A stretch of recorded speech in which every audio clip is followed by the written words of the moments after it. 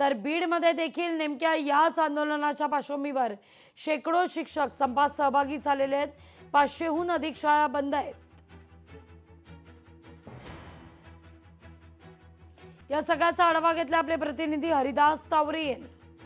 बीड जिल्ह्यामध्ये माध्यमिक शिक्षकांनी बंद पुकारलेला आहे. टीईटी संदर्भात जो शासनाने निर्णय घेतला या संदर्भात ज्या शाळा आहेत त्या बंद केलेल्या आहेत. माध्यमिक शाळा या बंद करण्यात आलेल्या आहेत. अनेक शिक्षक या ठिकाणी संपावर गेलेत. मी या ठिकाणी दाखवू शकतो. अक्षरशः शाळेला पूर्णतः लॉक केलेलं आहे. या संपामध्ये ही शाळा पूर्णतः सहभागी असल्याचं चित्र पाहायला मिळतंय. एकूणच जर परिस्थिती पाहायला गेलं तर बीड जिल्ह्यामध्ये जवळपास 500 पेक्षा अधिक शाळा या ठिकाणी बंद असल्याचं चित्र या ठिकाणी पाहायला मिळतंय. आणि विशेष करून सांगायचं झालं तर काही दिवसावर आता 10वी आणि 12वीच्या परीक्षा होऊ घातलेल्या आहेत. मात्र याचा परिणाम मात्र शैक्षणिक विद्यार्थ्यावर होऊ शकतो. आणि विशेष सांगायचं झालं तर येणाऱ्या काळामध्ये हा शैक्षणिक बंद किती दिवस राहतो हे देखील पाहणं महत्त्वाचं ठरणार आहे.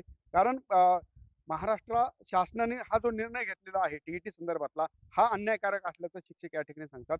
देशामध्ये इतर राज्यामध्ये मात्र हा निर्णय जो आहे तो शासनाने लागू केलेला आहे. त्यामुळे मात्र शैक्षणिक बंद हा किती दिवस चालतो हे देखील पाहणं तितकंच महत्त्वाचं ठरणार आहे. हरिदास तावरे, लोकशाही मराठी, बीड.